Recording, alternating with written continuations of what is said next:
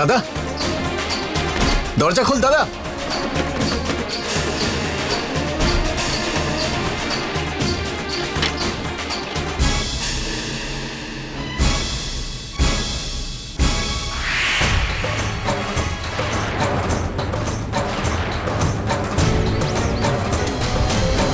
কোথায় ও? কোথায় ওরা দুজন?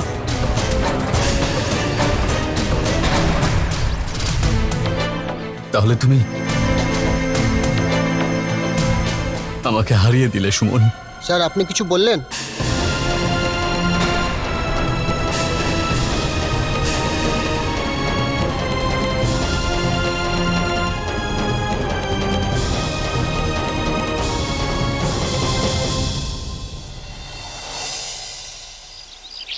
আরেকবার ফোন কর তো, একবার খবর নে যে ও কোথায় আছে। সারা রাত বাড়ি আসেনি। ঠিক আছে মা।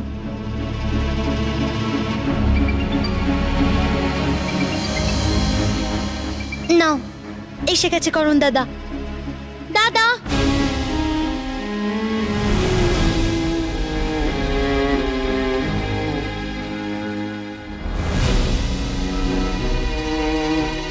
তুই কোথায় ছিলি করণ?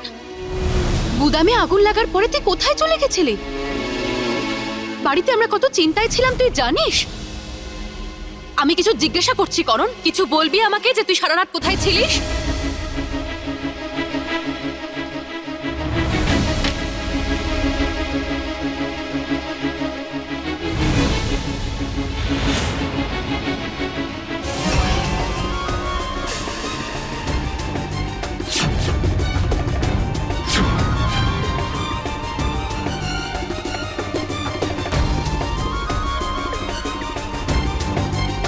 মা, আমি বলছি।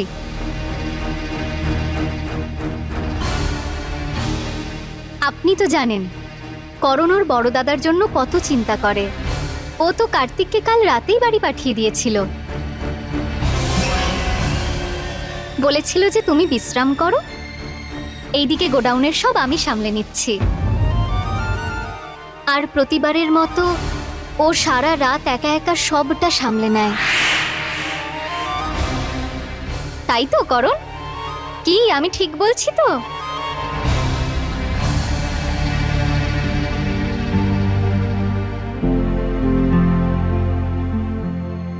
আমি জানতাম আমার ছেলেটা এরকমই। নিজের দাদা কার্তিকের জন্য নিজের প্রাণটাও দিতে পারে ও। খুব ক্লান্ত হয়ে গেছিস তুই, যা ঘরে গিয়ে হাত মুখ ধুয়ে ফ্রেশ হয়ে নে, আমি খাবার বেড়ে দিচ্ছি। চল কাঞ্চন। হ্যাঁ মা।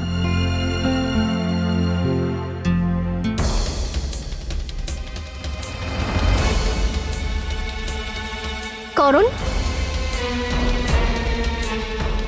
আমাদের নতুন জীবনের জন্য আর আমার আর কার্তিকের এই নতুন সম্পর্কের জন্য আমাকে শুভেচ্ছা জানাবে না?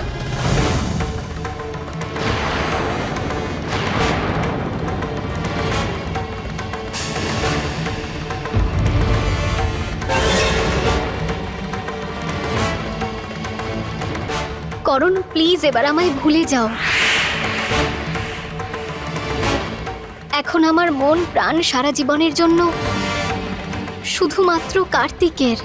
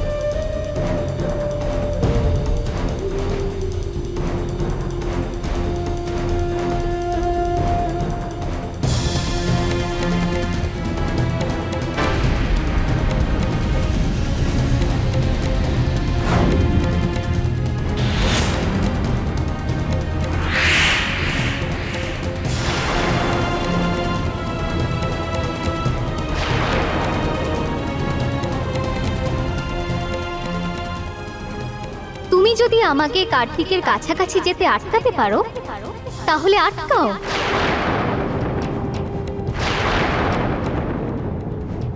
আগামী 24 ঘন্টার মধ্যে আমি তোমার এই ভুল ধারণা সারা জীবনের জন্য মুছে ফেলবো।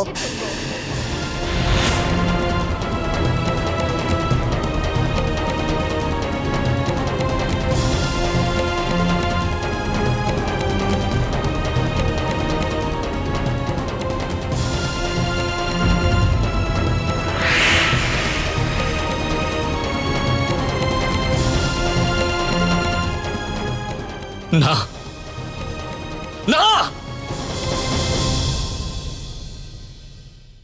যদি আমি মরে যাই তাহলে দাদা আর সুমনের জীবনটা তো আরো ভালো হয়ে যাবে, কিন্তু আমি সেটা হতে দেব না, হতে দেব না আমি। ওরা যা করেছে তার শাস্তি পেতেই হবে, পেতেই হবে। আমি ওদেরকে এমন শাস্তি দেব, না মরে বেঁচে থাকতে হবে ওদের, না মরে বেঁচে থাকতে হবে ওদের।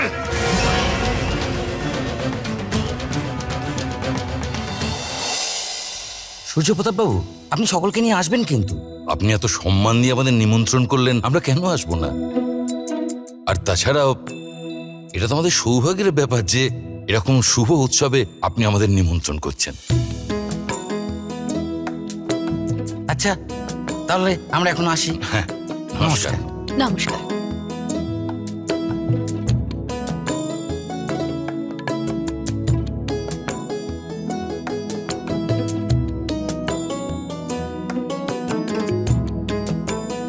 দাদু ভাই, কোথায় যাওয়ার কথা হচ্ছে? আরে দাদা ভাই, এখনই যিনি এসেছিলেন না, আজকে সন্ধেবেলা ওনাদের বাড়িতে ওনারা দুর্গাপূজার আয়োজন করেছেন, ওখানে সবাইকে যেতে হবে। মা সুমন, মনে করে কার্তিককেও বলে দেবে যে আমাদের ওনাদের বাড়িতে দেবী পুজোতে যেতে হবে, সময় করে যেন তাড়াতাড়ি চলে আসে। আর করণ, তুমিও সন্ধেবেলা নিজেকে এদিক ওদিক ব্যস্ত রেখো না, তোমাকেও যেতে হবে। হ্যাঁ দাদু ভাই, নিশ্চয়ই। তুমি একদম চিন্তা করো না, আমরা সবাই মিলে যাব। আর আমার তো মন বলছে যে ঈশ্বরের কৃপায় আজ রাতের পর থেকে আমাদের পরিবারের সমস্ত দুঃখ কষ্ট দূরে চলে যাবে একদম। বাড়িতে একটা আনন্দের মুহূর্ত তৈরি হবে। হ্যাঁ ঠাকুমা, আমাদের বাড়িতে এক নতুন পরিবেশের সৃষ্টি তো হবেই।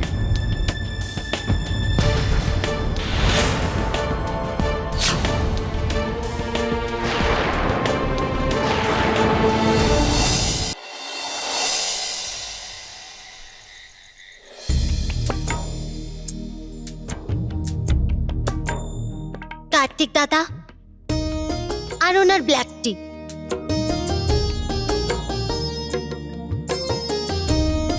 এখন আবার সুমন কোথায় রয়ে গেল? সুমন, সুমন, এই সুমনটা না গেল কোথায়? কাঞ্চন, কি করছিস? কার্তিক দাদার জন্য ব্ল্যাক টি বানাচ্ছি। আচ্ছা, তা হয়ে গেছে? হ্যাঁ। আচ্ছা শোন না, আমার একটা কাজ করে দে, পুজোর জন্য কুর্তা পাজামাটা খুঁজে দে না, আমার আলমারিতে আমি খুঁজেই পাচ্ছি না। হে ভগবান, আমার দুই দাদা না একদম আলাদা। একজনের এক্ষুনি ব্ল্যাক টি চাই আর একজনের পাঞ্জাবি। চলো গিয়ে দিচ্ছি তোমার পাঞ্জাবি।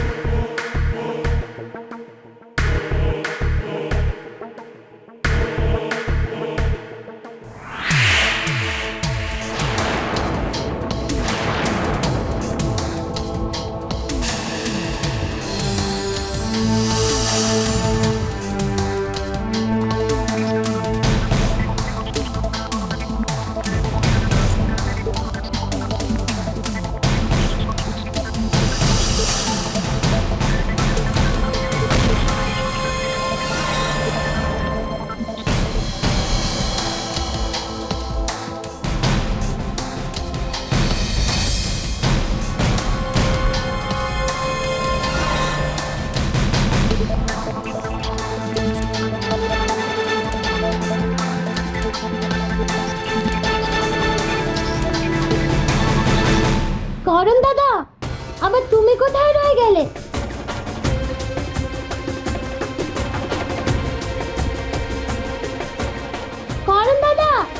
এসো না তাড়াতাড়ি। হ্যাঁ কাঞ্চন, আসছি।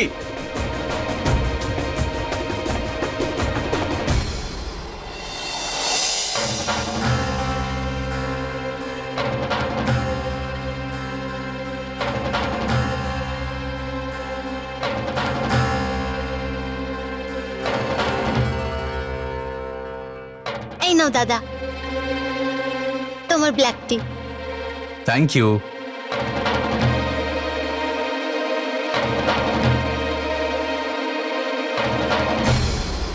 তাড়াতাড়ি খেয়ে নিও, না হলে ঠান্ডা হয়ে যাবে। ঠিক আছে।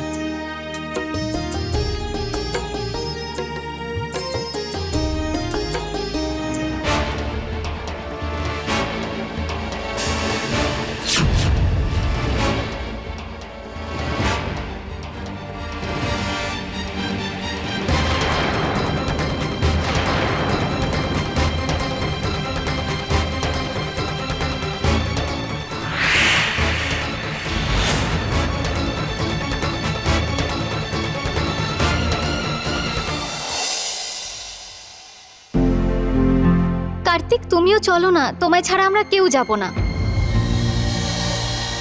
দাদা, সুমন, সবাই বাইরে তোমাদের জন্য অপেক্ষা করছে, চলো।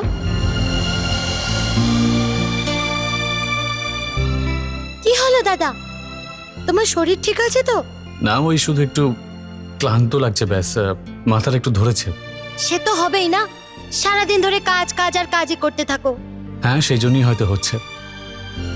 কাঞ্চন, আমি আসতে পারবো না, তুই বরং সুমনকে নিয়ে যা। ঠিক আছে সুমন, আমরা বাইরে অপেক্ষা করছি, তুমি চলে এসো।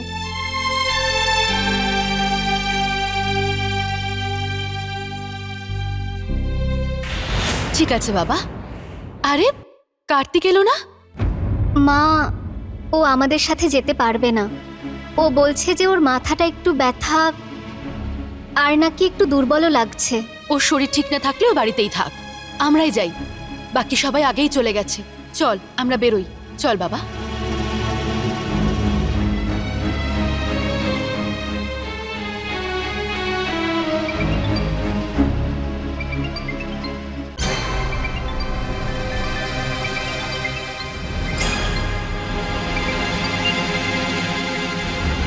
হ্যালো, করণ মহারাজ, বাড়ি থেকে কি তুমি বেরিয়েছো না বেরোনি? এখনই আসতে হবে?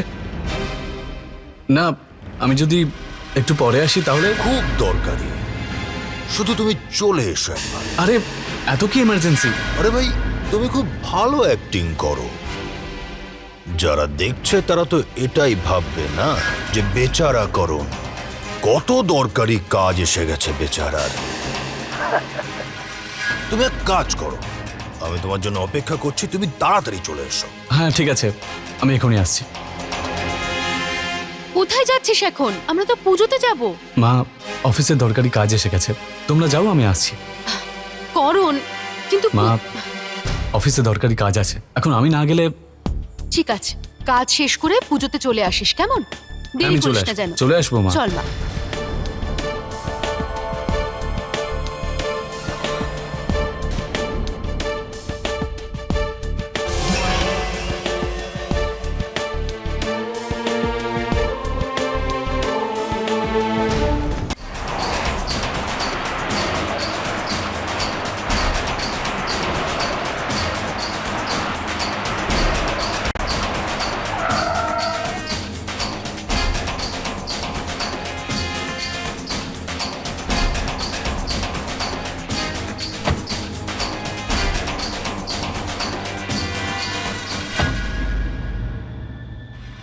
করণ বাবু, রাম মনোহরের অপেক্ষা করার অভ্যেস নেই, চলো গিয়ার ফেলো।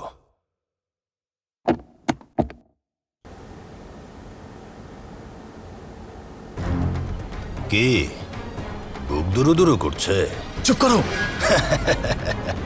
একদমই হওয়া উচিত নয়। ভালোবাসা আর যুদ্ধে সব কিছু বৈধ, কিছু পাওয়ার জন্য কিছু ছিনিয়ে নেওয়ারও প্রয়োজন আছে। আর এমনিতেও করণ বাবু, উপরওয়ালা এবং ভাগ্য দুটোই তোমার হাতে আছে। আর এমনিতেও দেখো না, দেবী মার পুজো আজকের দিনে। একেই বলে অসতেরই কাজ ভালো, সৎ মানুষের মুখ কালো।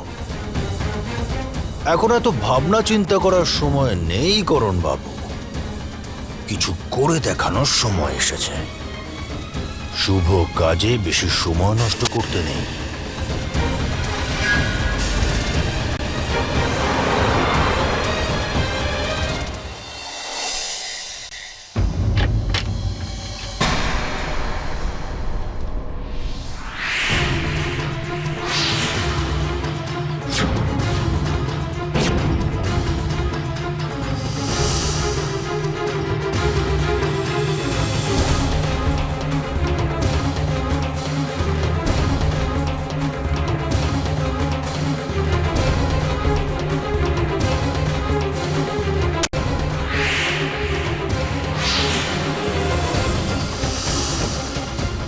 মনে হচ্ছে ঘুমের ওষুধটা ভালো কাজ করছে।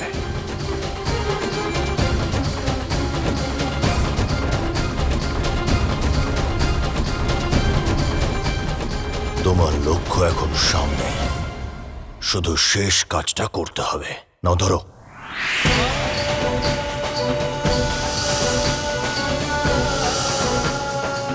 আরে ধরো ভাই, করণ।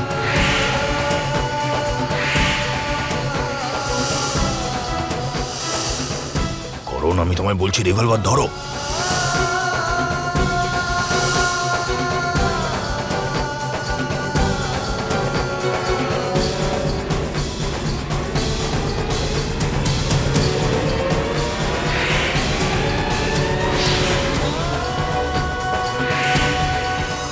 পৃথিবীতে এমন কোনো জিনিস নেই যেটা তোর জন্য তোর দাদা আনতে পারবে না।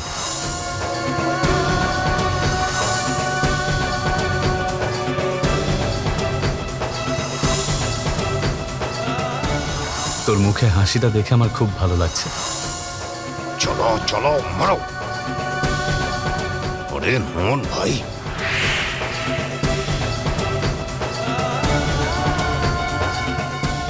আরে পিছনে ঘুরে ঘুরে কি দেখছো? কিছু নেই ওখানে, সব তোমার মনের ভুল।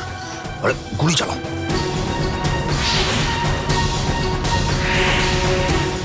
আরে ভাই, গুলি চালা, চালা গুলি।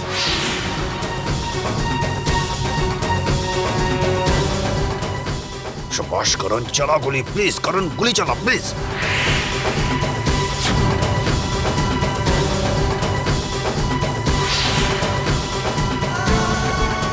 शाबाश, मार। और আমি বলছি মার।